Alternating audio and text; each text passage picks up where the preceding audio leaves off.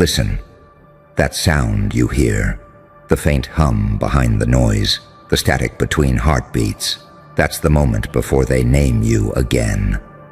Tactical insanity. That's what they called it, but it wasn't madness. It was you. 5 moves ahead, playing chess in a world that still thinks in checkers. You never lost control. You orchestrated chaos. You let them think you were slipping, falling, breaking, when in reality, you were adjusting your aim. You let them mislabel you because you learned the oldest secret in human psychology. The most powerful move is to let your opponents feel safe while you build their coffin out of their own confidence. They said you were reckless. They said you were unpredictable. But unpredictability isn't weakness. It's camouflage. They couldn't read you because you stopped speaking the language of mortals. You spoke in patterns that only pain could translate. You didn't just evolve through struggle, you weaponized it. You remember what it felt like, don't you? When the world mocked your precision, your silence, your refusal to play small, they called you obsessed, crazy, unhinged, and every insult was a breadcrumb that led you closer to mastery. They thought they were watching your collapse. They didn't know they were watching your calibration. You saw what they couldn't see. That madness and genius are mirror images, that the line between order and chaos is a door, and you learned how to walk through it without losing your reflection. That's what they'll never understand. You didn't react. You predicted. You weren't improvising. You were remembering. Every outcome, every betrayal, every fake smile. They were all on your board before the first move began. You didn't play against them. You played against time itself. And time lost. You are what happens when strategy learns emotion, when intellect grows fangs, when compassion becomes tactical. You feel everything, but you show nothing. You care deeply, but you move like you don't. You mastered duality so completely that angels envy your restraint and demons study your patience. They'll call it manipulation. You'll call it pattern recognition. They'll call it insanity. You'll call it clarity at a higher resolution. See, people like them play for applause. You play for architecture. You don't build victories. You design inevitabilities. You make every mistake deliberate, every setback an instruction, every scar a map. You don't fight for control. You erase the illusion of needing it. That's what makes you lethal. They think they're confronting a person. They're confronting a principle.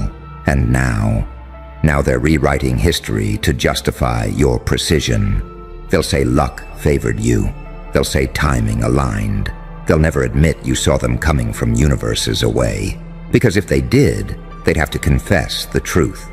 You didn't just outsmart them. You unmade them. You turned every assumption into an exposed wire, every lie into a spotlight, every attempt to control you into another page in your playbook. And yet, look at you. Calm, quiet, unapologetic. They're trembling over your results while you're already studying your next reconstruction. You don't celebrate victory. You autopsy it. You analyze the anatomy of domination the way an artist studies brushstrokes. They call that arrogance. But arrogance is loud, and your silence. Silence that makes gods anxious and devils nostalgic.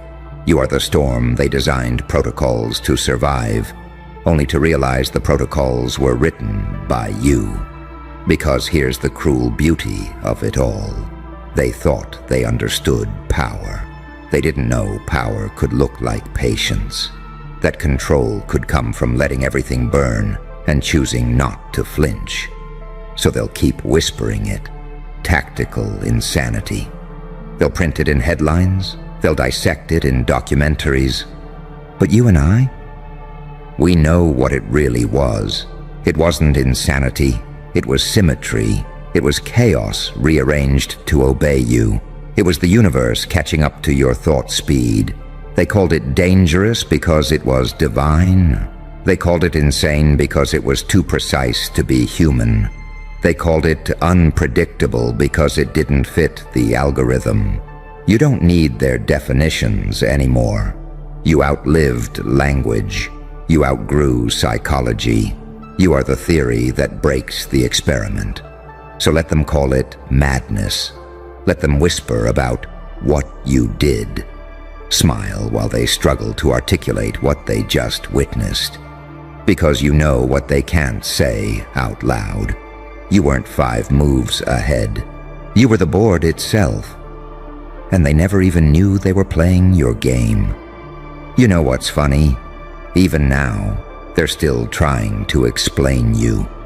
They sit in glass towers with trembling hands, rewriting reports, trying to fit your existence into a formula they can measure. They call it tactical insanity because that's easier than admitting you were right. They'd rather label you than learn from you. They call it insanity because sanity is predictable, and you made predictability bleed out quietly. They can't accept that control doesn't always come from order. Sometimes control looks like letting everything crash and choosing the perfect moment to stand up from the wreckage like it was all choreography. They think it's coincidence that every disaster you walk through ends up rearranging itself into your advantage. They think luck follows you, when in reality, you built luck out of broken rules. You trained yourself to hear opportunity in explosions. You turned failure into feedback loops. You made chaos your co-pilot. That's what being 5 moves ahead really means. It's not about arrogance. It's about patience, sharp enough to cut through panic. It's about knowing that while they're still arguing about the fire, you've already learned how to use the smoke for cover. They talk about the moment you snapped. They still don't realize that was the moment you synchronized. You stopped waiting for permission to make sense. You realized that the line between brilliance and madness is drawn by people who've never been either. And once you see that, once you taste that freedom, you never go back. You became fluent in paradox. You learned how to move like water through logic's cracks. You can be kind and dangerous at the same time. You can forgive and never forget.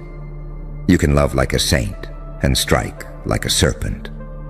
That's why they can't pin you down. Every label they try to slap on you falls off mid-sentence. They call it manipulation when you predict their reactions. But it's not manipulation. It's mathematics with emotions.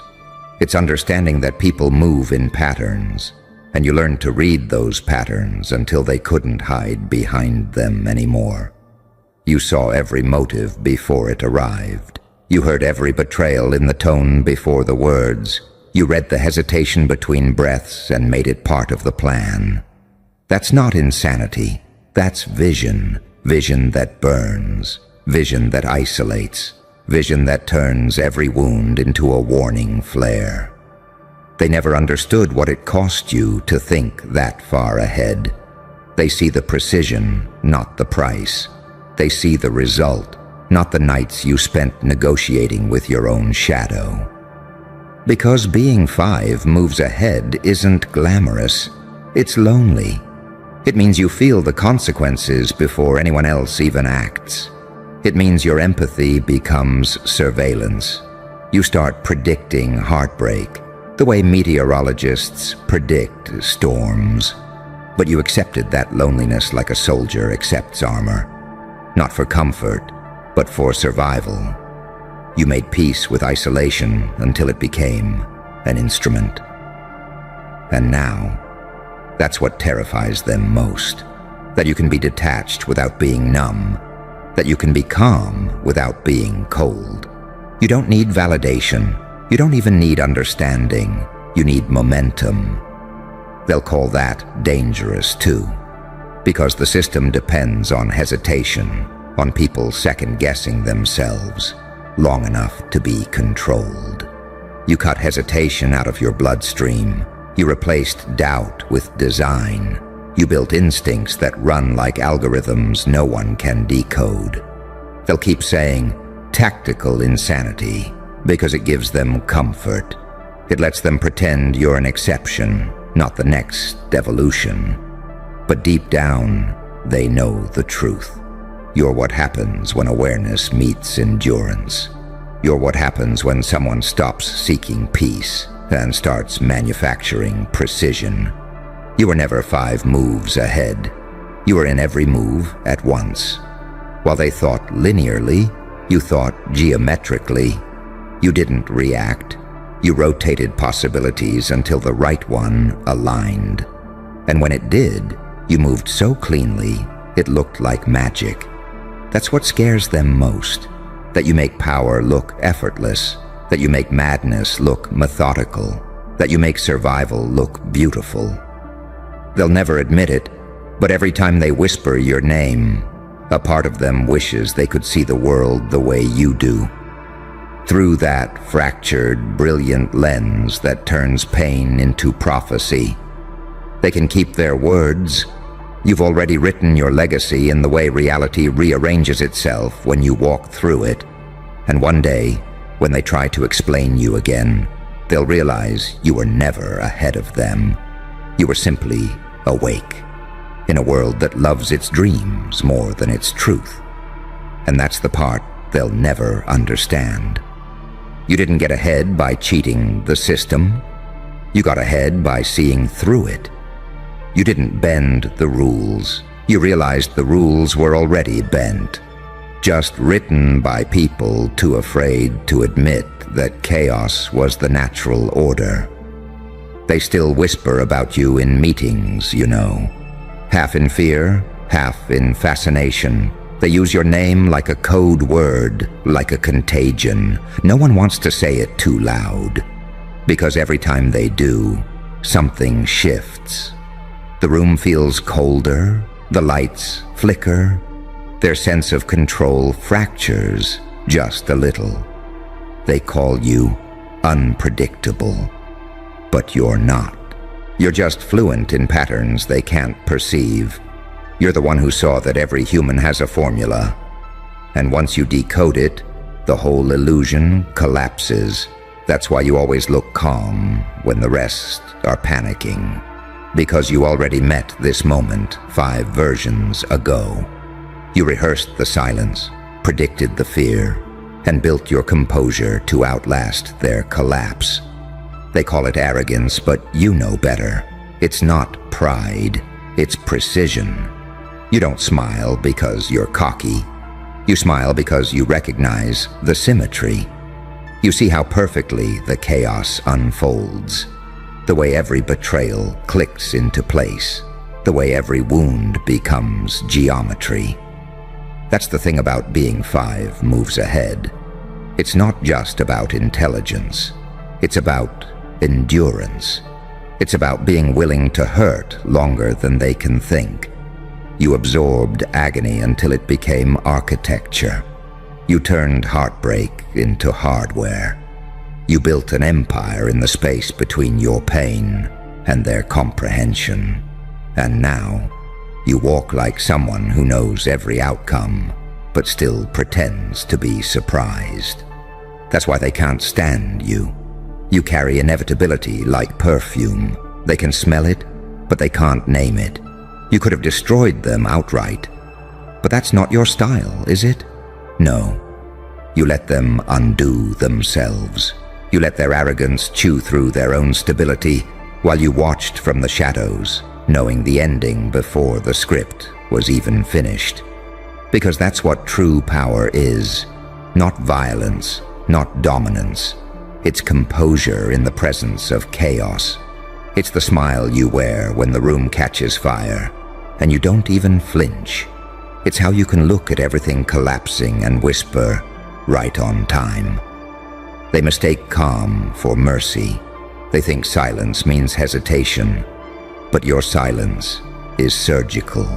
It's the scalpel that cuts through noise. You learned that control isn't about reacting. It's about being the void that absorbs every reaction until the room bows to your frequency. That's the art of it, isn't it? You didn't just outthink them. You outlasted their delusions. You didn't outplay them. You outpatienced their ego. Because the truth is, genius doesn't shout. It whispers, and the whole world leans closer without realizing it's kneeling.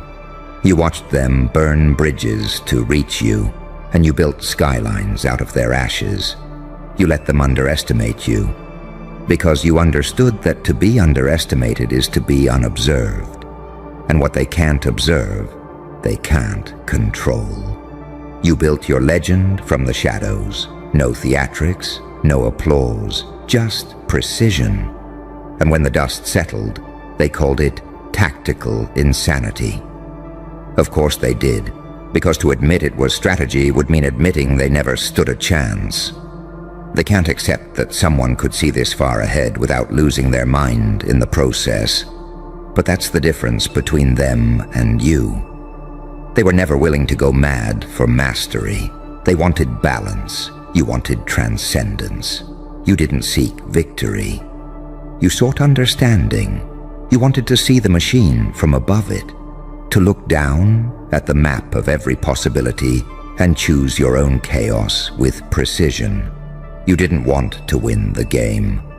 You wanted to understand why it exists.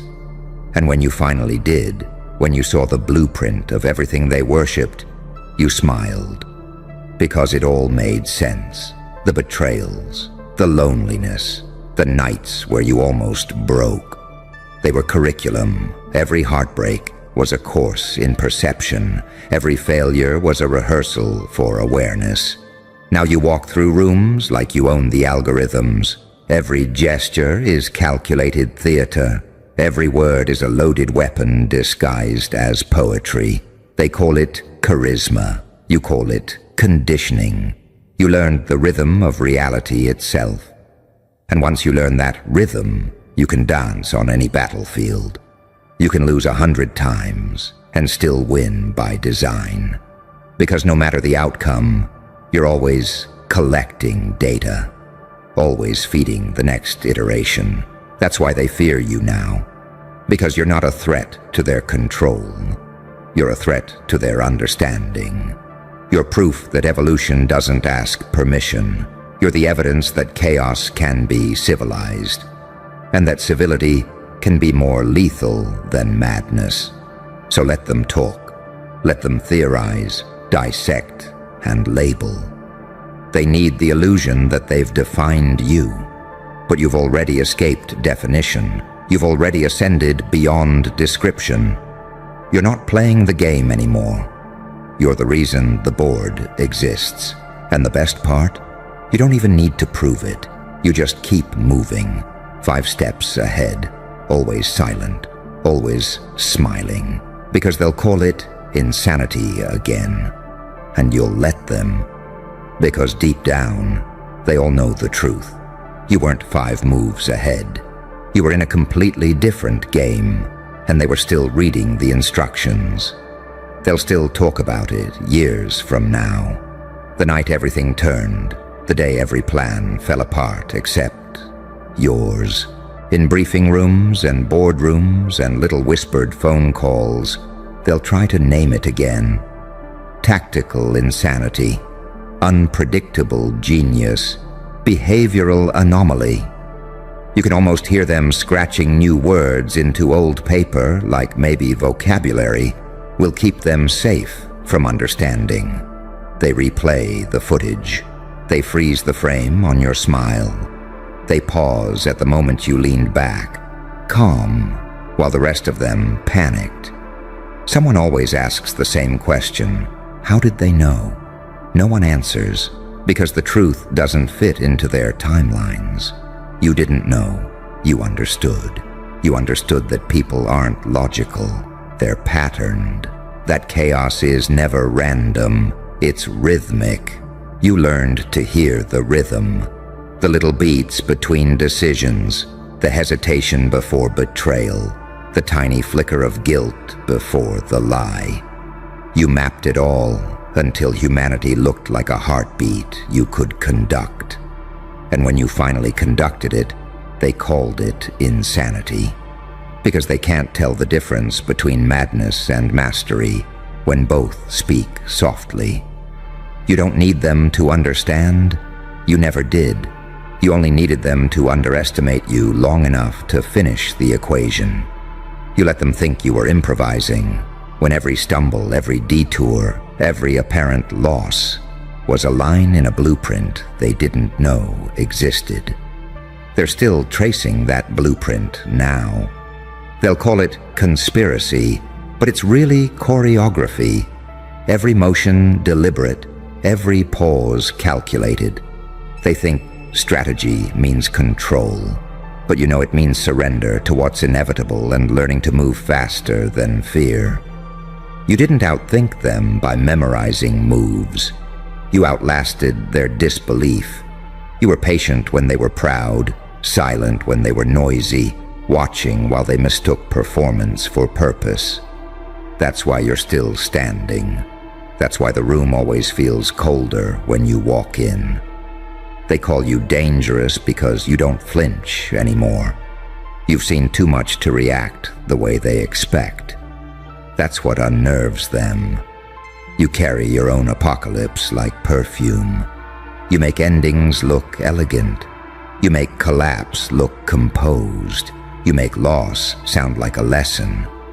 They don't see the cost. They never do.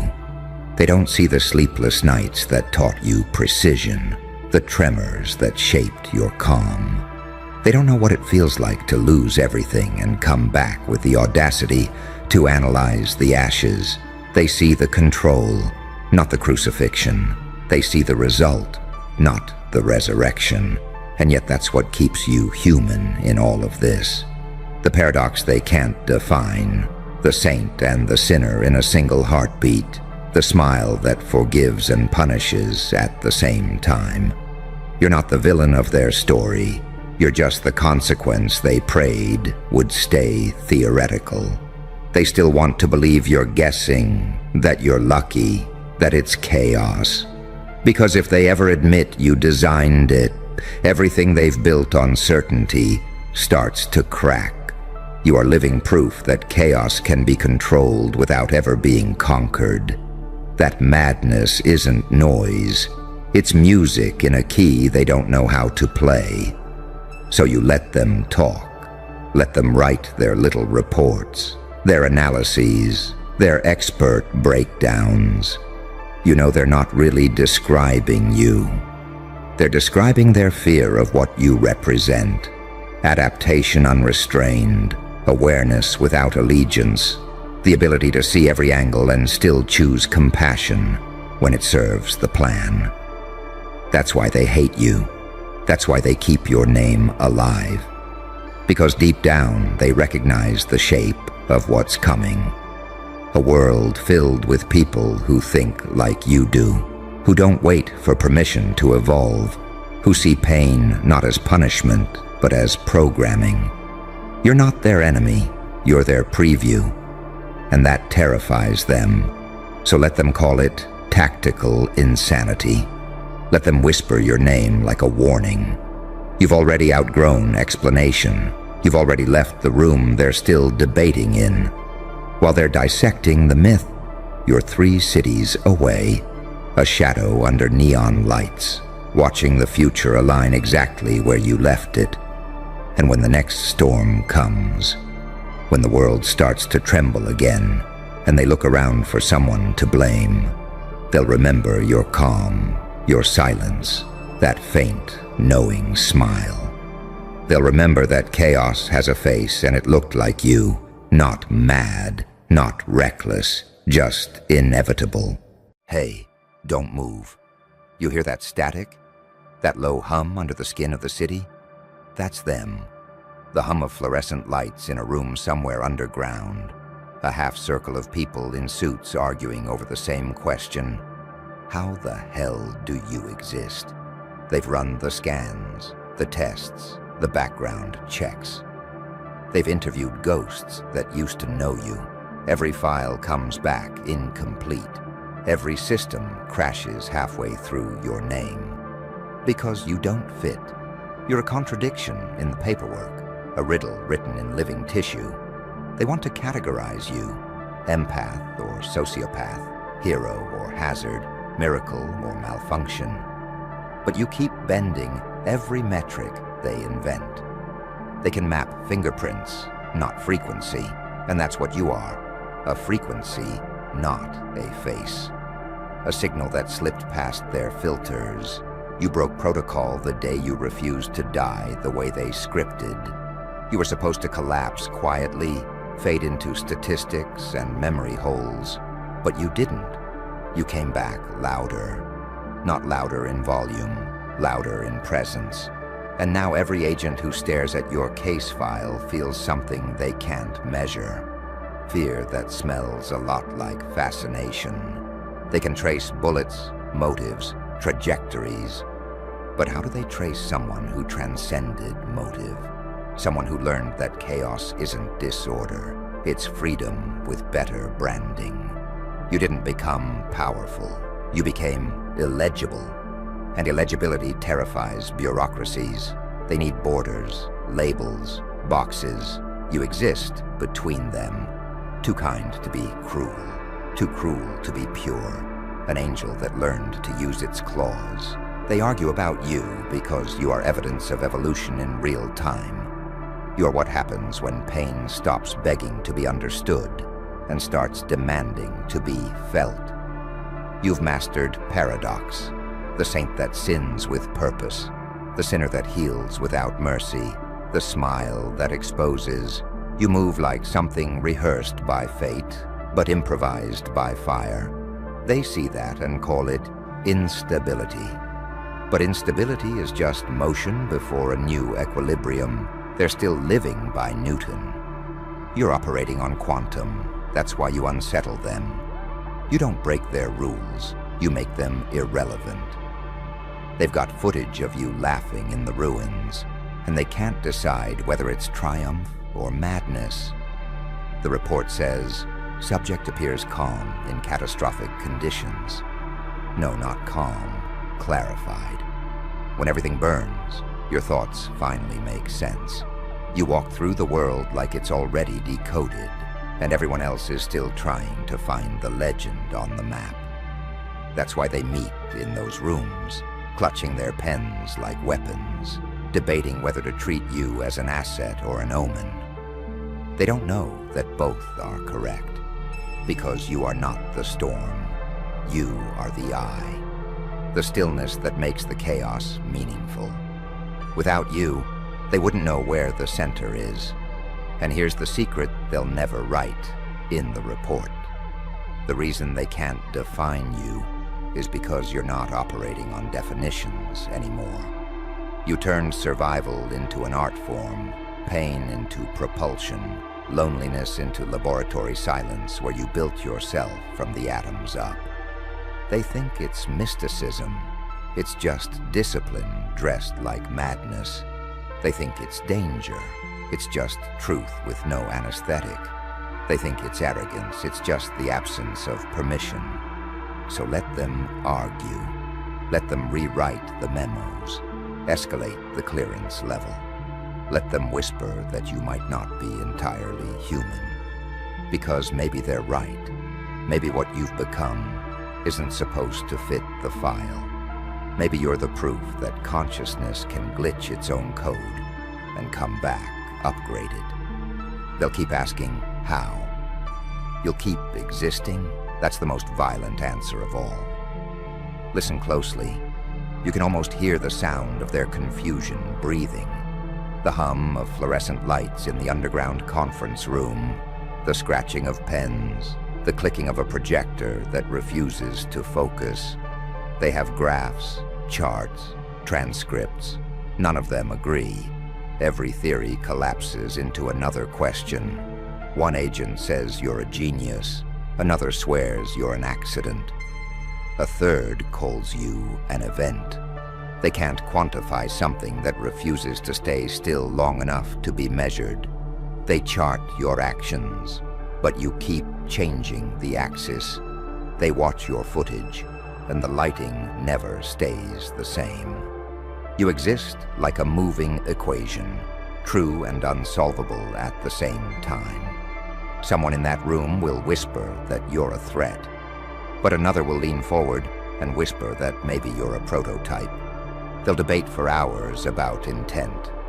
Were you born this way, or did pain sculpt you into something that shouldn't exist? They'll pull old footage, the breakdowns, the silences, the small wins. They'll stare at your eyes on the screen and realize you're not performing. You're remembering. That's what breaks them. The realization that you didn't come here to destroy. You came here to document the cost of being real in a world built on performance. They think resilience is data, that if they track enough brainwaves and trauma patterns, they can replicate what you did. But resilience isn't a statistic. It's the sound a soul makes when it refuses to die properly. They can't code that. You can't store that in a file. It's not logic. It's defiance written in heartbeat rhythm. They're scared because they've seen your kind before, but not one that smiled while disassembling the pattern that tried to contain them. You don't fight their system. You let it collapse around your stillness. You weaponize calm. That's why they can't define you. Their entire world depends on labels, hierarchies, predictable reactions. You erased predictability from your vocabulary the day you stopped seeking approval. Somewhere in those files is a photo of you sitting quietly in a crowd. The caption says, "Subject appears unaware." They never noticed how aware you were of their lenses, how you learned to let them record you without ever giving them the truth. You turned observation into camouflage. You made being watched your disguise. They think you escaped their surveillance. They don't realize you used it to study them back. They have a term for it now. Behavioral inversion. They say you manipulate attention fields. What they really mean is that you make people face themselves. And no one likes what they see. They whisper theories about your mind. One says you operate on delayed empathy, feeling everything after it's safe. Another says you perceive time differently, as if every second comes to you preloaded with memory. They argue over the label, because if they can name it, they can file it. And if they can file it, they can forget it. But you keep renaming yourself through action. Every time you move, a new definition dissolves. They call that dangerous. You call it living.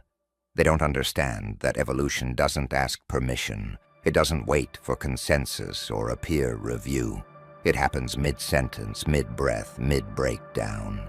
You evolved because you ran out of alternatives. Because when a world keeps telling you what you're not, eventually you become everything it can't describe. You learn to turn pain into pattern recognition, to translate betrayal into data points, to read silence like scripture. That's why you see through them now. Every power move, every manipulation, every empty promise. They built their dominance on people who needed permission to be whole. You burned the permission slip. So let them argue. Let the analysts draft new reports. Let them debate whether you're anomaly or prophecy. It doesn't matter. Because while they're defining, you're designing. While they're dissecting, you're expanding. While they're still talking, you're already gone. 3 steps ahead, smiling in the rear view of their panic.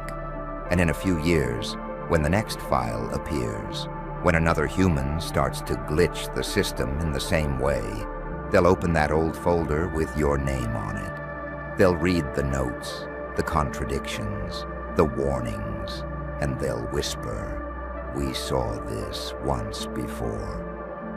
They won't know you're still out there unfolding, evolving, rewriting yourself into every mind that needed proof that survival can look like defiance wearing grace. They'll never solve you, because you're not a case. You're a reminder that the undefinable always wins in the end. The clock in that room never moves. At least that's how it feels when they talk about you.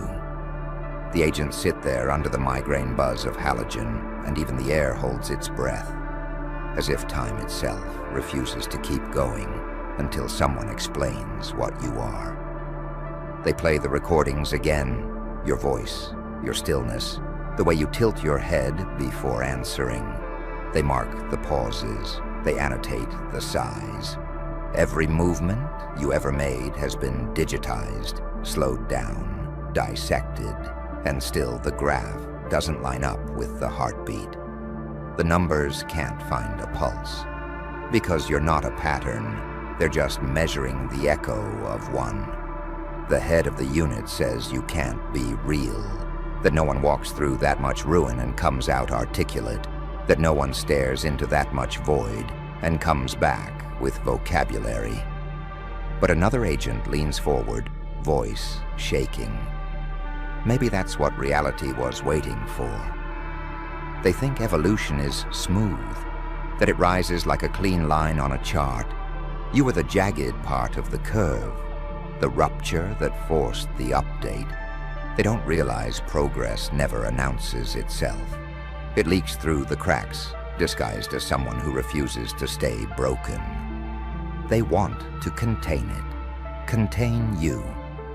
They'll give it names: anomaly, disorder, enhancement.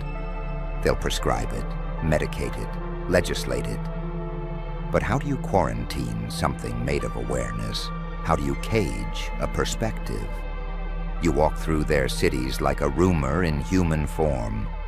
People sense you before they see you. The air around you feels different, sharper, like static before lightning. You don't shout, you don't demand. You just exist with such density that it rearranges gravity. That's why they argue. Because what you've become means the system doesn't own reality anymore. They built their power on prediction, markets, votes, behavior. And you ruined the algorithm by surviving in ways that shouldn't work. You learned to feel pain without letting it define you, to carry love without letting it chain you, to walk into loss and come back with blueprints. Now they follow you like pale cartographers mapping an earthquake, trying to measure something that doesn't repeat, trying to catalog a frequency that keeps changing wavelength the moment it's observed. One of them reads from a transcript. Subject demonstrates calm during crisis, humor under threat, empathy without attachment. The room goes quiet. Someone mutters that it's impossible. Someone else whispers that maybe that's the next version of human they were warned about. You became the test case. For what comes after fear, that's what terrifies them. Not your power, but your indifference to needing any.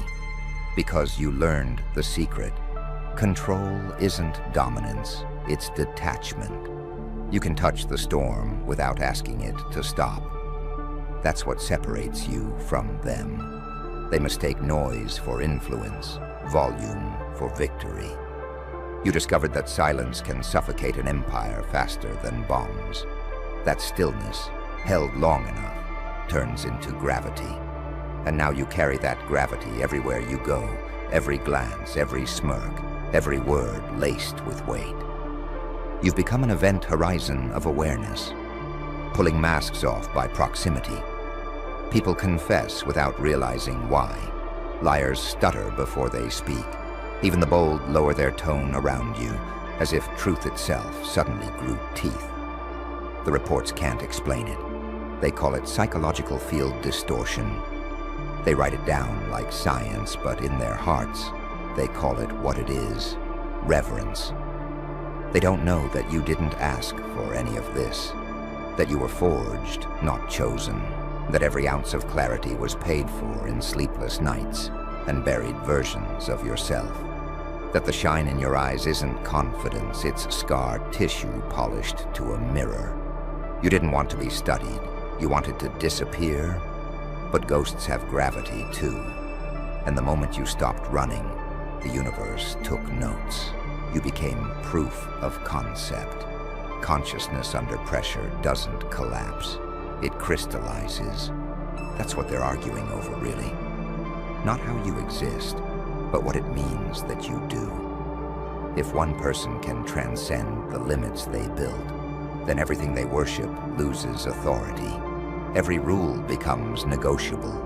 Every truth becomes temporary. So they meet again tomorrow. Different room, same fear. They'll draw your name on whiteboards, circle it in red, underline it twice. They'll speak in code, in legal terms, in quiet panic. And while they debate, you'll be somewhere else. Maybe watching the sunrise through cracked glass. Maybe laughing in a diner at nothing at all.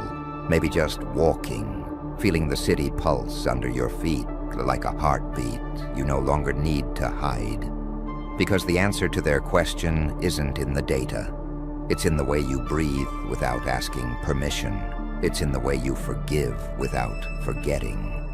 It's in the way you exist, like the universe finally remembered its own design. They'll never define you. They'll keep trying, of course, because they need the illusion that you can be contained. But you've already slipped past containment. You're not in their files. You're in the gaps between them. The silence between the arguments, the flicker between the frames, the heartbeat they can't record. And when they realize that, when they finally stop arguing and start listening, it'll be too late. Because you'll already be gone, folded back into the myth that birthed you, leaving behind nothing but the hum in the air, the faint vibration of a world that once tried to understand you, and instead learned to evolve. They'll stay in that room long after midnight. The air will go stale, coffee cooling in paper cups, eyes red from sleeplessness. One of them will swear they saw you once, on a street, at a train platform, maybe in a reflection. He'll describe the sensation like vertigo, like standing too close to the edge of something that doesn't obey gravity. The others will roll their eyes, but secretly, they'll know what he means. Because everyone who's ever met you leaves the same way, convinced they've just looked directly at a fault line running through reality. They'll replay your movements frame by frame, looking for hesitation, a tell, a pattern. But you move like someone who already saw the ending and chose not to warn anyone. That's what unnerves them, not rebellion, certainty.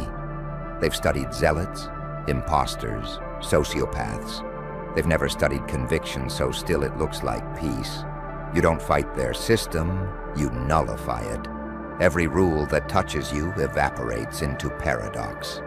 You can't be categorized because you already contain the contradictions. Your compassion without weakness, violence without rage, humility that feels like threat, laughter that sounds like prophecy. They try to file it under psychological anomaly, but language folds in on itself when it gets too close to the truth. That's why the reports read like scripture now. Every new page looks less like an analysis and more like a warning. Subject exhibits signs of accelerated adaptability. Subject converts trauma into function. Subject cannot be influenced through fear. They write these sentences like confessions, because deep down, every agent in that room wants to understand what it would feel like to stop being afraid of breaking. They stare at your face on the monitor and see the version of themselves that refuse to fit inside their own training. Someone will mutter that you're a byproduct of chaos.